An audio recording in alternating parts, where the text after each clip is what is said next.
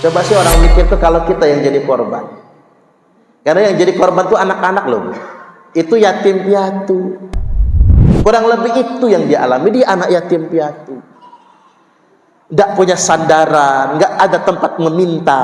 Tiba-tiba ada gurunya yang care banget, perhatian. Muncul rasa kenyamanan. Ada yang menyebarkan alias memviralkan, dan ada banyak sekali orang yang meraup keuntungan dari situ dengan cara menjual video itu. Video itu dijual itu, Bu. Jadi pengen lihat, dijual. Jangan-jangan gara-gara video itu ada orang yang kaya mendadak itu. Jangan-jangan. Dan saya berharap aparat penegak hukum bertindak profesional. Dengan cara apa? Tangkap siapa yang mengupload ke media sosial. Tangkap siapa saja yang memviralkannya, dan tangkap siapa saja yang meraup keuntungan dari video tersebut.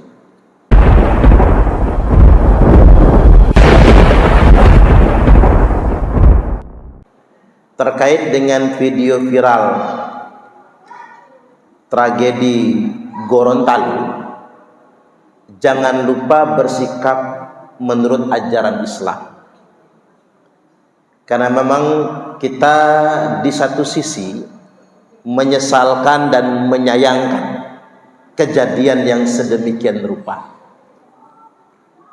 Hanya saja kita mesti sadar yang lebih besar dosanya itu adalah menyebarkannya. Itu yang lebih besar dosa. Mengapa menjadi besar dosanya? Karena ketika kita menyebarkannya berarti aib tersebut tersebar kemana-mana.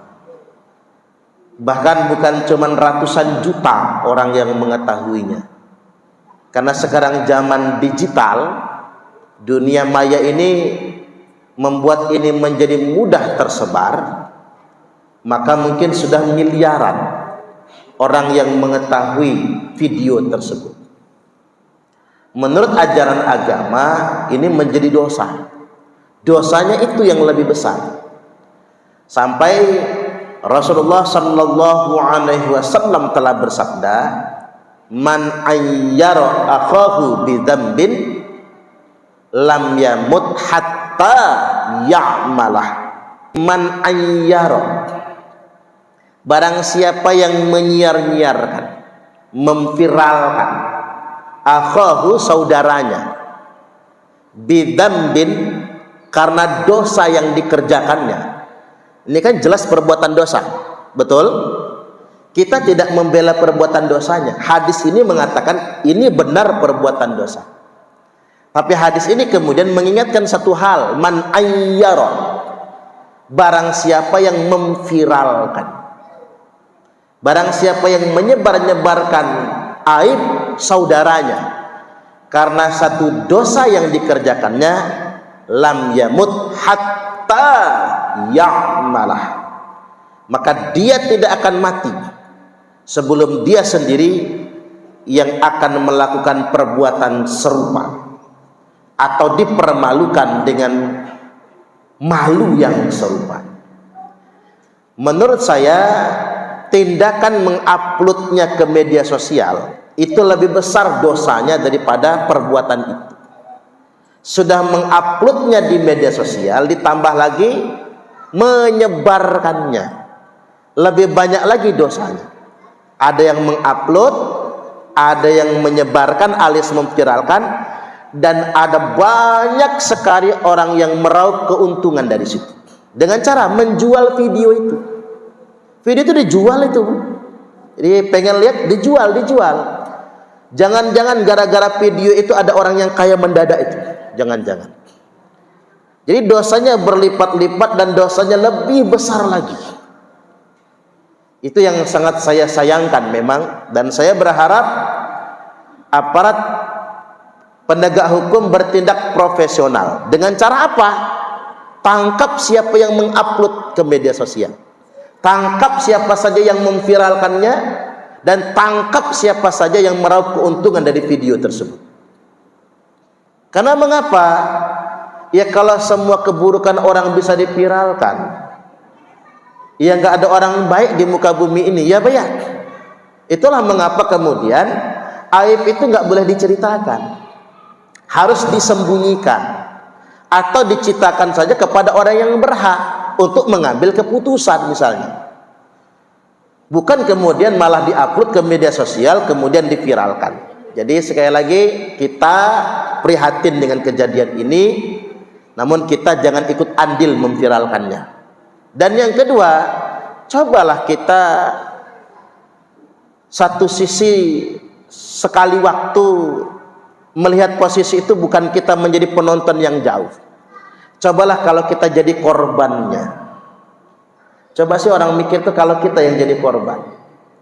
Karena yang jadi korban tuh anak-anak loh, Bu. Itu yatim piatu. Jadi orang yang mungkin belum pernah merasa jadi yatim piatu, enak aja ngomong itu kok sadis amat ya. Lihatin komentar orang itu, saya nggak tega loh, Bu. Bener aja. Sadis, habis banget komentar orang itu. Seakan-akan dia suci banget hidup ini ya. Itu anak yatim piatu loh, Bu. Artinya memang kita harus lihat dari berbagai macam aspek. Ada apa kok dia bisa sampai segitunya? Saya ambil pelajaran sederhana saja. Namanya anak, Bu, jangankan yatim, miskin saja. Oh, mindernya luar biasa. Karena saya pengalaman, yang namanya punya sepatu itu baru bisa ganti setahun sekali. Sepatu merek Warrior itu loh, Bu, yang dari kain itu, tiap hari dipakai itulah, jalan kaki 7 kilo, campur tanah merah, belepotan.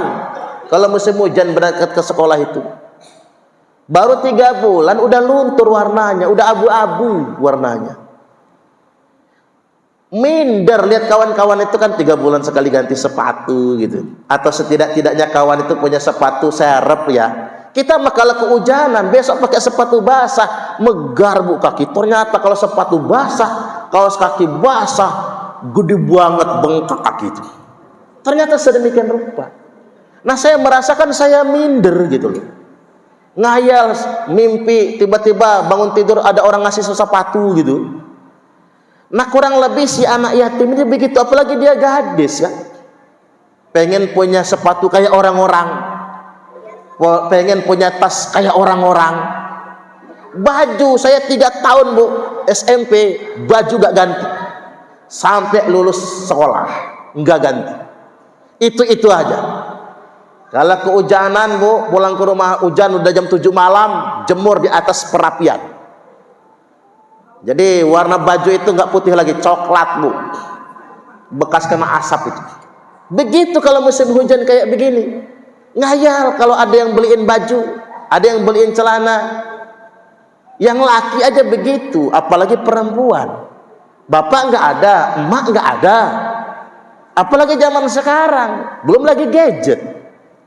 Dan anak itu anak berprestasi, duta genre provinsi Gorontalo itu. Anak itu duta genre itu. Jadi dia mungkin pengen kayak orang sekarang lah, pengen punya iPhone lah, kan begitu. Terus ada yang memberi perhatian, namanya orang nggak punya bapak, beda. Orang yang nggak punya bapak tuh beda, nggak punya ibu. Ada yang ngasih perhatian, ngasih uang jajan, beliin sepatu, beliin tas, beliin baju. Dia rasa ini ayahnya. Kan begitu. Kesini kok agak lain gitu kan, agak lain, tapi sudah ada rasa hutang budi itu. Saya ambil contoh sederhana saja, Bu. Tiap keluar main sakit betul di sini nih rasanya ngelihat teman keluar kelas ke kantin. Saya mengalami nggak bisa keluar ke kantin itu, ngeliatin orang ke kantin. Nggak pengen, Bu, jajan lontong, jajan somai kayak orang tuh nggak pengen. Hanya ingin begini, malu amat sih orang ke kantin semua, saya enggak. Itu aja. Kalau lapar mah bisa ditahan. Itu saya alami bertahun-tahun lamanya. Karena saya anak yatim. Ibu saya orang susah. Untuk beli beras saja susah, boro-boro meminta uang jajan. Saking nggak tahannya dengan malu, saya datang ke kantin nggak bayar, Bu. Makan kayak punya duit. Pokoknya kelihatan jajan aja jadilah. kelihatan jajan, makan somai, minum es, kan rame ratusan siswa. Begitu wayahnya bayaran, kita melipir keluar. Sampai sekarang Bu, dan itu sering saya lakukan. Kebayang oleh saya seandainya ibu kantin tahu ya, lalu kemudian diviralkannya, umpama nih kalau ibarat zaman sekarang, mungkin hancur saya saat itu. Memang saya salah, makan di kantin nggak bayar, salah memang saya itu. Tapi seandainya kelakuan saya itu diviralkan, sesekolah saya akan dicap Suparman pencuri. Mungkin gara-gara saya kehilangan harga diri, tidak bisa berpijak lagi dengan keyakinan diri, barangkali saya tidak akan jadi siapa-siapa. Makanya ada banyak kejadian di ibu kantin Bu, nangkep siswa yang nggak membayar, tapi dia nggak lapor ke sekolah, hanya dia nasihati saja. Mengapa ibu kantin itu begitu? Karena dia tahu anak ini punya masa depan. Hari ini dia tidak bayar jajan di kantin, tapi anak ini masih punya harapan di masa yang akan datang untuk menjadi anak yang hebat. Tapi kalau dia berpikirnya emosional, dia akan umumkan si Suparman maling di kantin. Jangan lagi percaya. Namanya ABG, cewek-cewek nggak mau demen lagi Bu, udah enak aja orang temenan gitu. Nah kurang lebih yang dialami si anak ini juga begitu. Coba kita pandangnya dari sisi korbannya. Kurang lebih itu yang dialami, dia anak yatim piatu, nggak punya sandaran, nggak ada tempat meminta. Tiba-tiba ada gurunya yang care banget, perhatian, muncul rasa kenyamanan. Dalam ilmu jiwa, pernah nonton viral tentang anak bujang kecil nikah sama nenek-nenek Bu, yang di Sumatera Selatan itu. Pernah kan? Itu menurut logika umum orang nggak masuk akal. Tapi menurut ahli psikologi, mengapa anak itu jatuh cinta sama nenek-nenek? Gara-garanya anak itu nggak punya bapak, nggak punya ibu. Dia kehilangan sosok ibu sejak kecil. Suatu hari dia sakit Bu, ada yang merhatiin. Ya namanya anak ABG kan lagi sakit. Dia lagi sakit tipes, ada yang buatin obat, ada yang mijitin, ada yang ngasih makan. Dia rasa perempuan ini seperti ibunya. Akhirnya dia takut kehilangan si ibu ini, si nenek ini. Karena dia menggantikan sosok ibu, menggantikan sosok nenek. Tapi dia bukan ibu kandung, dia bukan nenek kandung. Dia tetap orang lain. Nah karena rasa takutnya dia kehilangan sama si nenek, udahlah kalau begitu, saya nikah saja. Diwawancara di TV kan, gimana kalau kata presenter, kalau anda nggak punya anak, nggak apa-apa, kita ngambil anak baik kata dia. Woi, kita ngambil anak baik, kata. Ngambil anak aja, saking cintanya. Apa itu karena pelet? Bukan, karena anak ini sejak kecil kehilangan sosok seorang ibu. Itulah mengapa dia akan cenderung dekat dengan orang yang bisa menggantikan posisi ibunya. Kalau dibalik dengan anak yang videonya viral tersebut, persis seperti itu juga. Artinya jangan dihakimi sepihak, apalagi dia anak di bawah umur. Tolonglah bangsa Indonesia ini yang bijaksana. Jangan sampai sebegitunya, tapi sudah terlanjur kan, sudah terlanjur diviralkan. Tolonglah bersikap bijaksana. Terus ibu-ibu nanti kalau ada saudara keluarga yang mungkin punya jadi korban serupa, belajarlah cara terbaik untuk menanggulanginya. Jadi jangan sampai dengan cara begini, ini benar-benar cara-cara bodoh menurut saya. Masa depan seseorang kemudian dihancurkan hanya dengan sebuah tragedi yang viral sedemikian rupa. Ini betul-betul yang sangat memprihatinkan bagi kita semua. Jadi kalau ada, ya jauh-jauhlah, mudah-mudahan nggak di keluarga kita ya. Tapi kalaupun ada, saya kan sudah ngasih himbauan menurut ajaran agama, tutup masalahnya. Jangan kebuka kemana-mana dan selesaikan dengan baik. Anak itu jangan dihakimi.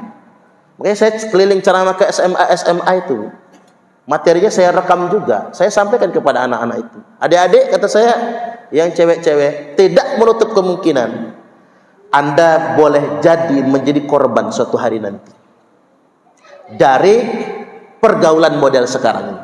Tapi ketika Anda menjadi korban, tetaplah harus punya harga diri.